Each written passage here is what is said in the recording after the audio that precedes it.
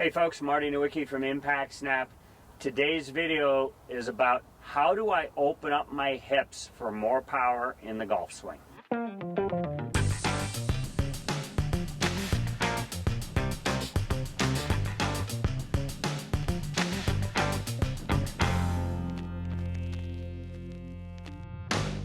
Okay, so there are a couple important parts to this before I say, hey, we want to open up your hips, because ultimately we do want to do that. There is great evidence that there's more power when the pelvis and the spine and the clavicles are turning at a faster rate than the club head out on the end is actually moving at a faster rate also.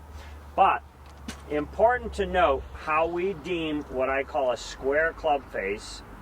Square club face, which I define as 90 degrees to my plane line. Most people that are trying to open their hips have no idea of what their club face looks like. So if the club face is too open and I get my hips to turn, you're probably going to see some big curving balls out to the right. So it's really important to have an awareness of what a square club face looks like. The other thing that I would want to see is, as opposed to a club being on plane or over the plane, I'd actually prefer, if someone's really going to turn their hips, is that they try and drop it under the plane with a square club face. Those are the players that seem to hit it the farthest. Those are the Dustin Johnsons, the Jack Nicklauses, Gary players, Arnold Palmers. You've seen some of my other videos on how open their knees and pelvis are able to get, but their club stays a little bit under plane and is definitely square to the plane line.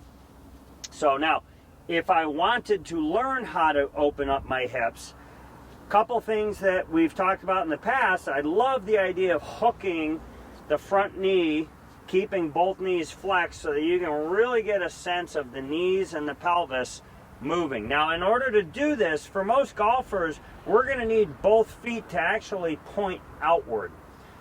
Nice little image that I like to see is Elvis Presley. Get that front kneecap moving in and out, in and out, in and out. That gets the whole lead side of your pelvis to start turning. Really important that both knees stay flexed when you do that. The image I like to use is that of an uppercut. If I'm going to throw an uppercut, well, I'm not going to lunge sideways to do that.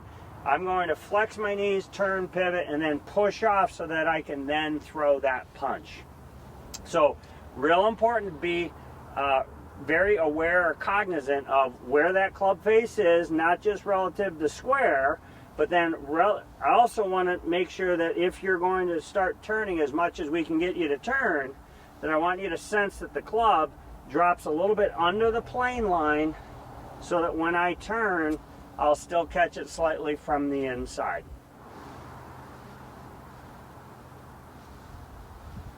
This would be a simple little drill, or a little figure 8 and turn drill.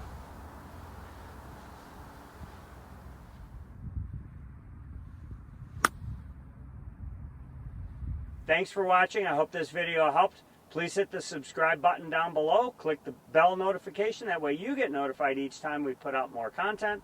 Please leave your comments down below. That helps us to create more content for you. For Impact Snap, I'm Marty Nowicki. Thanks for watching.